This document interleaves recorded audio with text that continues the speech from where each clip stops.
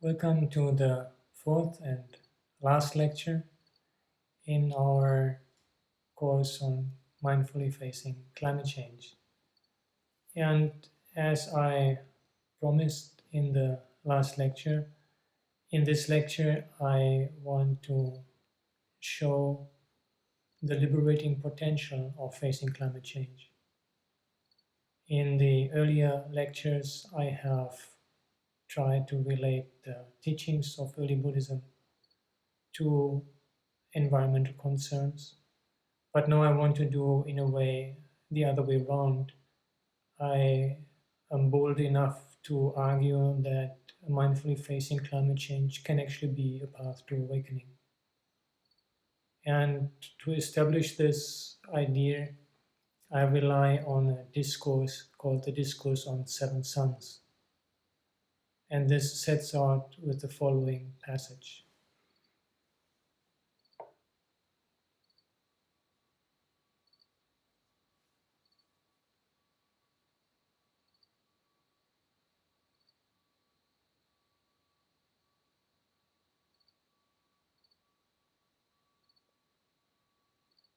And this description then sets the basic theme of impermanence and impermanence leading to disenchantment, dispassionate, and liberation is then fleshed out with the following description.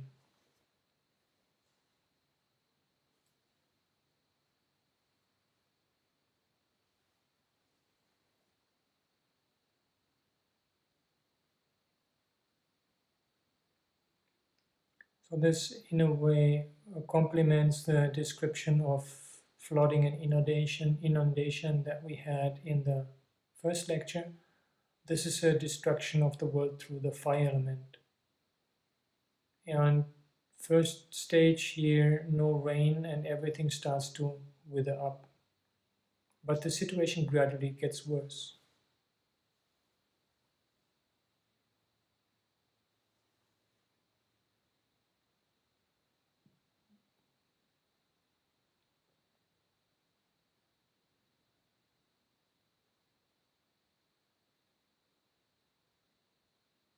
So here we have this idea of several suns, up to seven suns appearing.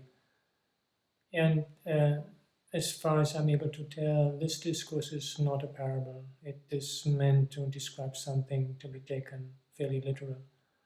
But again, in order to make sense out of this, we have to avoid too literal an interpretation. And in the ancient times, numbers had a more symbolic function than they have today. And so, as a way of interpretation, without pretending that this must have been necessarily the original idea, my suggestion is to understand this to mean an increase in heat.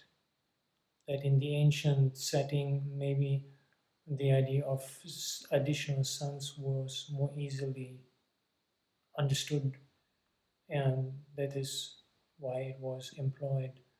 But that I would read this passage as meaning as a certain degree of heat that was kind of normal in the ancient Indian setting, and so this is becoming up to 7 times as much.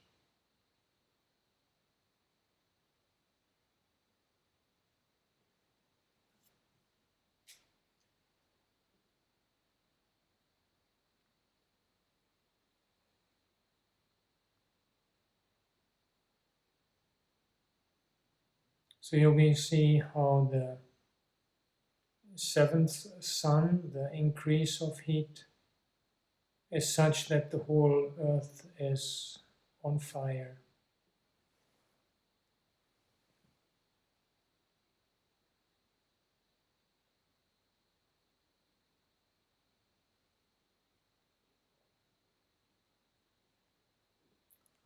So this illustrates the conflagration is of such type that everything is burned up completely and nothing remains, comparable to oil that is burning and no ashes remain.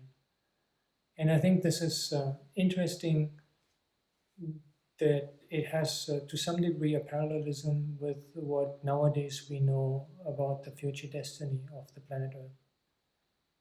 That at some point the sun will increase, the heat will increase, and eventually this whole planet is going to be burned up. I'm not saying this in a way to pretend that already in ancient India the Buddha knew what we now know from modern science, but just to point out that there's an interesting parallelism in these descriptions, and that this, even though expressed in terms of seven suns, that this basic idea can be taken serious. But even apart from that ultimate destruction of the whole earth by, in the discourse, seven suns, what remains of direct relevance to us is even the stage of just two suns.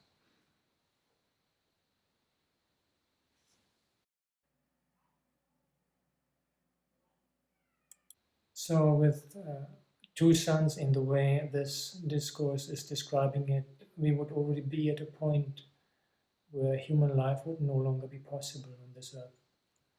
And this is precisely what we are talking about with climate change. With the increase of carbon dioxide in the atmosphere, with the global warming increasing, and then we have the problem of the Arctic ice melting and increasing release of methane. There's chances that much sooner than we would think, we might reach a condition on Earth where the climate becomes such that the continuity of human life is endangered. And so, taking it from that perspective, the discourse on seven suns gives a message that is directly related to the current situation. But it gives that message from the viewpoint of progress to liberation.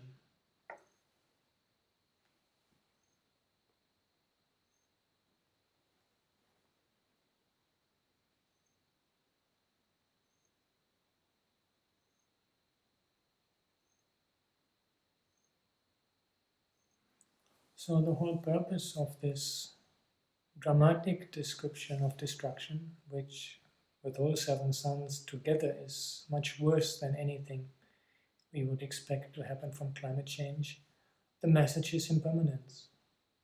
Impermanence, the topic that we already touched on in the first lecture with the elephant footprint discourse, and the realization that nothing is going to remain. There is nothing that is really permanent.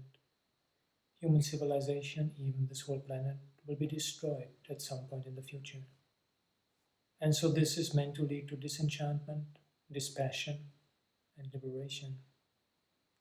And I think the important point here is that the vision of total distraction can be an important tool to progress to awakening.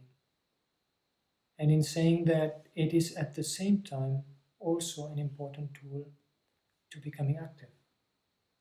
There's an important distinction here to be made between equanimity and indifference. The vision of total destruction of the earth is not meant to lead to fatalism. And we can easily illustrate that with the idea of the mortality of our own body. There's a practice that I will be talking about later about recollection of death to help us to become more aware and to take home the truth that our body is mortal, that we will die. But the realization of that, of course, doesn't mean that we stop eating, stop drinking, no longer take medicine. The point is only that we do whatever is possible to sustain the continuity of the body in the awareness that at some point, sooner or later, that will no longer be possible.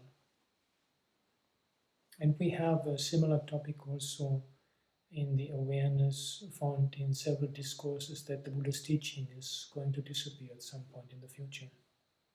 That is being thematized repeatedly, and every time it comes with very clear instructions on what to do to prevent that happening too soon. So the same thing here is facing the end of human civilization is not meant to lead us to a position where we say, oh, I don't care. That would be a serious misunderstanding. But it is meant to teach us how to face that and then do whatever we can to avoid that this happens too soon. And I can add from my own experience that for me in facing climate change, the first step was really to let the vision of a total end of human civilization really sink in and find a place where I could face that, accept it. And it is from that ability to face it that I can now step out and be active and do whatever I can to counter those developments that threaten to lead to the end of human civilization. And this is basically then a win-win situation, you might call it. Because it is, for me, it gives me the foundation, really the foundation for being able to dedicate myself wholeheartedly, but with equanimity, to facing climate change. And at the same time, it also is an inspiration to practice with the view that everything is impermanent, everything sooner or later is going to fall apart. And I think this win-win situation from my own personal practice is really what inspired me to do the course that we're doing here now, to write the book and to develop these meditations. And actual meditation that I would like to introduce for this topic relates to mindfulness of breathing. It is the last 4 steps of mindfulness of breathing.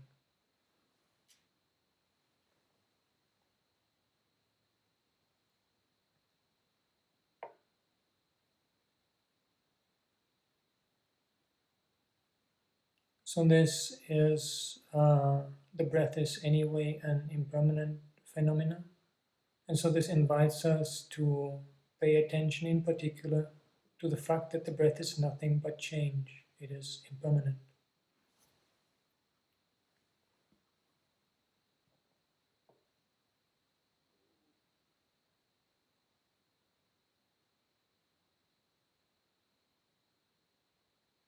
And this contemplation of impermanence then leads on to contemplating dispassion. Dispassion in the sense of letting go of attachment to what is anyway changing.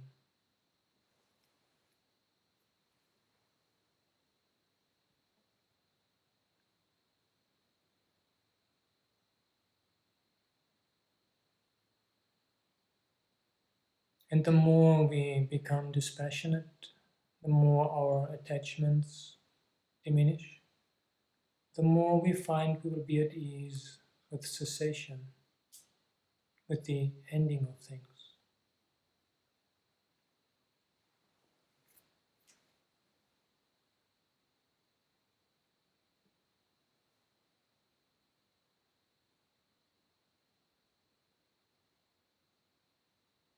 And all of this culminates in letting go of all unwholesome type of reactivity.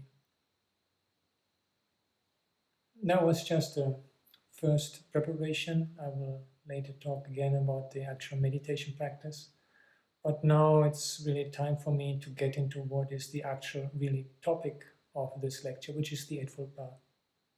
The fourth truth is about the Eightfold Path, and in the first part of this lecture, I hope I have been able to establish that my right to apply the Eightfold Path to climate change based on showing that facing climate change has a potential of leading to awakening.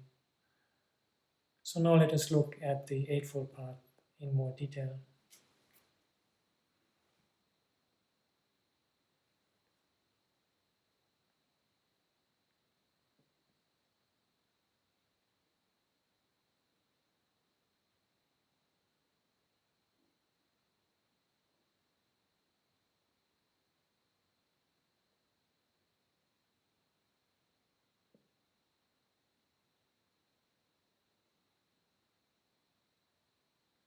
So this is a list of the 8 path factors as a first introduction, and it shows how they all build on each other. Right view is the foundational input, the directional input that leads to intentions that are streamlined accordingly. And based on this directional input by these two, we have speech, action, and livelihood informed by this perspective. And this ethical foundation building then leads over to meditative cultivation of the mind, making an effort to emerge from what is unwholesome and establish what is wholesome, cultivating mindfulness and concentrating, collecting the mind. This is only one perspective on the dynamics of the Eightfold Path, this sequential presentation. There's also another one.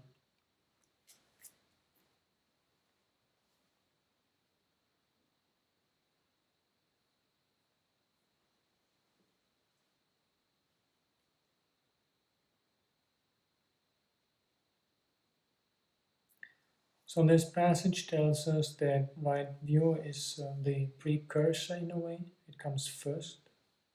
And here it has the task of distinguishing wrong intention and right intention from each other. And it fulfills the same function for the other path factors. In principle, in the early discourses, we have two types of descriptions of right view. One of these lists a series of different types of wrong views that one does not take on. And these have to do with the denial of the efficacy of making offerings, denial of any obligation towards one's parents, denial of the meaningfulness of any kind of spiritual practice. And particularly interesting is this one part in this standard definition which says there is no fruitful result of good or bad deeds. And this wrong view refers to karma, the idea of karma in early Buddhist thought. So right view is the affirmation there is a result of good and bad deeds. But I think this aspect of right view can also be taken out of its original context and be applied to the current situation in the sense of encouraging us to take responsibility for what we do, to see that there's a result of what I'm doing and I have to take responsibility for that. The other of the two definitions of right view invokes the Four Noble Truths. So that is precisely what we are talking about here. This is the scaffolding for the whole course. So it means dukkha has to be penetratively understood, which in the way I am presenting matters here means that we need to really understand our relationship and dependency on the body, on the earth, on the whole environment.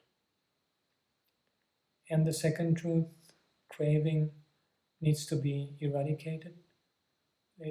Here, this is in particular the three root defilements that we need to overcome: greed, hate and anger, and delusion.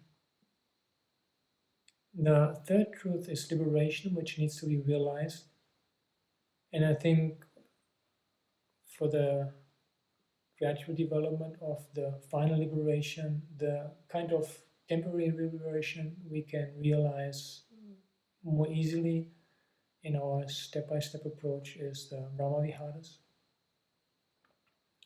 And the fourth truth is to be cultivated. This is the Eightfold Noble Path, and this is what we are right now talking about. How to put it all into practice.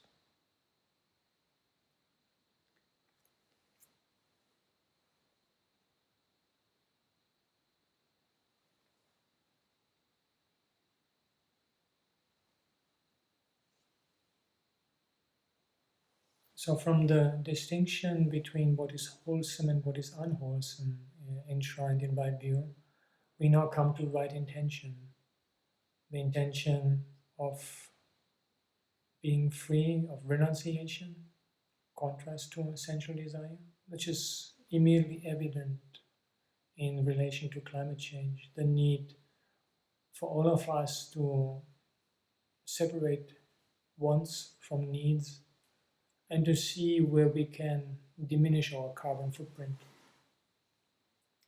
And then the intention of ill will and cruelty or harming, to have the opposites is to cultivate metta and compassion.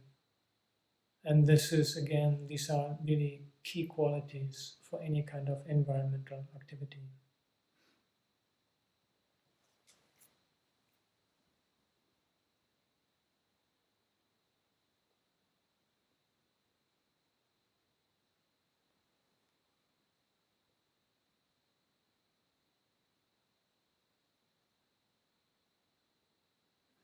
So this passage shows us how to actually move from wrong intention to right intention, and it shows the collaborative effect of three path factors. You remember earlier we had this sequential building up. Now we get a different perspective. We have right view as to knowing what is wholesome, what is unwholesome. Then there is right effort to get out of the unwholesome and establish the wholesome.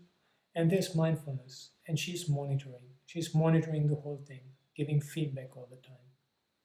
And it is in this sense that right view, right effort, and right mindfulness, they kind of circle around each of the other path factors. So it is not that we have to say to have mindfulness, we have to first of all establish the other six. The sequential presentation we had earlier just shows how they all line up one after the other. But even for the first one and the second one, the third one, we need mindfulness because they collaborate.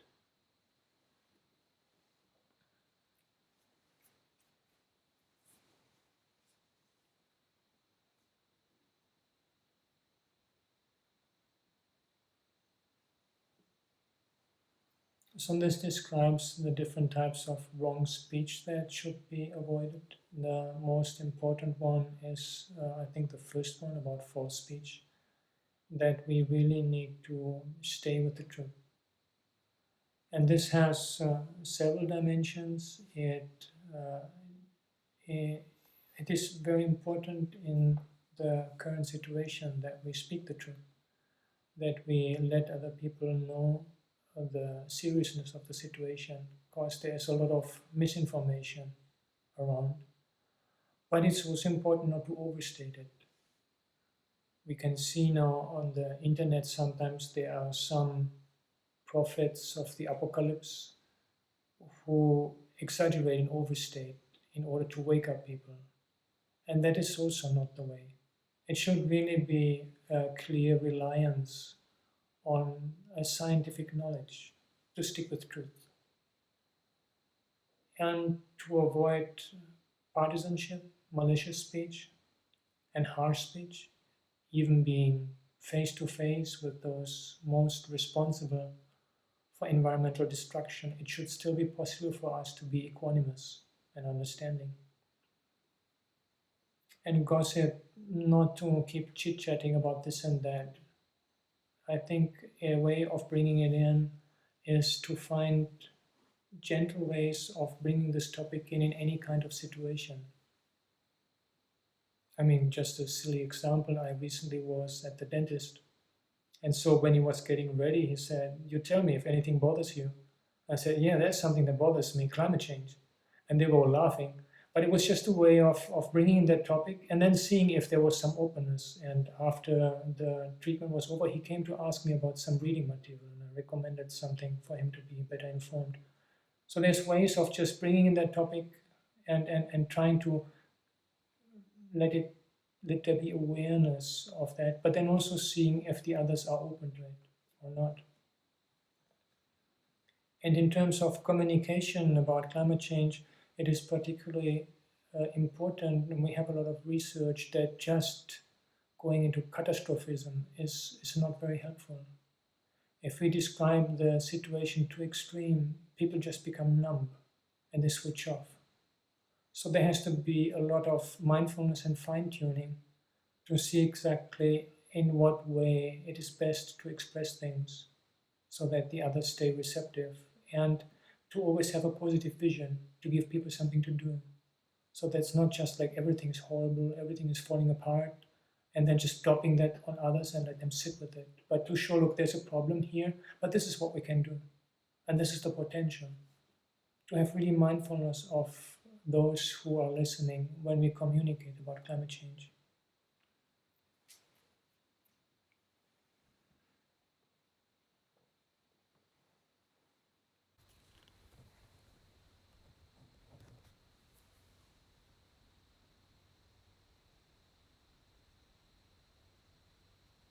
Yeah, I think this is quite straightforward, and there's not much I need to say. Killing, stealing, and sexual misconduct, just avoiding actions that are harmful in this way.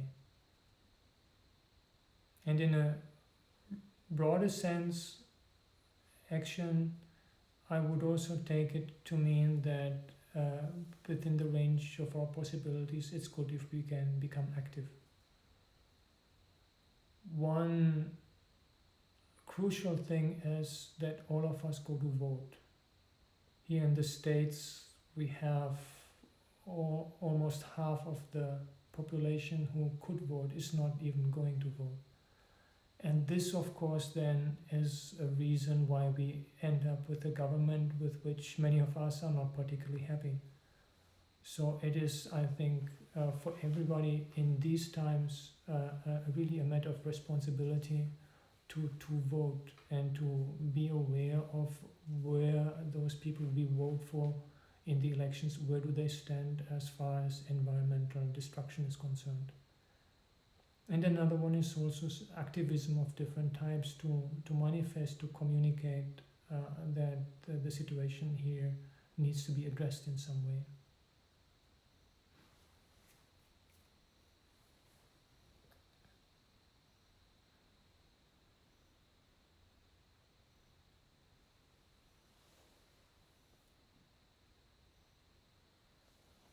So this is a description of wrong livelihood taken from the life of a monastic, and so I have here another passage that describes the same for lay people.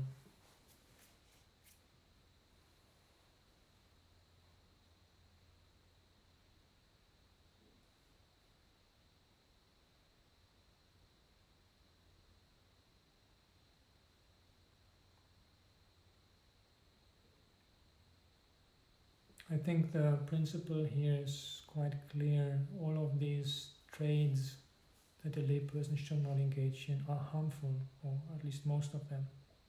So it's the absence of harm that we could take as the main theme. And this then could be employed to broaden the scope of livelihood in the general sense that we try to live with at least harm to others and to the environment.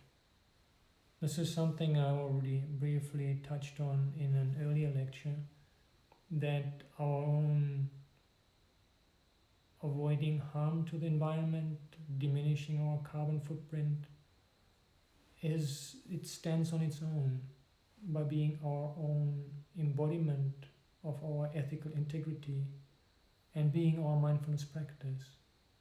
The question is not, does the whole world change if I do such and such thing? Will carbon emissions, greenhouse gas be much less if I don't do this and that? The question is simply, is this the way I think things should be done? Is this the way that accords with my own understanding, my ethical sensibility?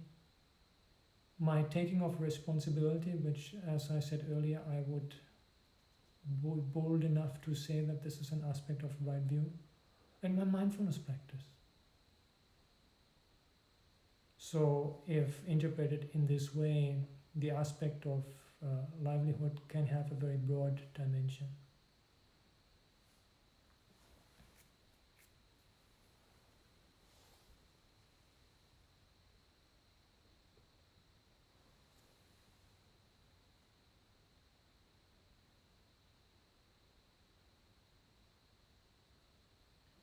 So this is the definition given of right concentration. We had right effort and right mindfulness earlier as monitoring the other path factors. But right effort basically is whenever we make an effort to emerge from the unwholesome and cultivate the wholesome.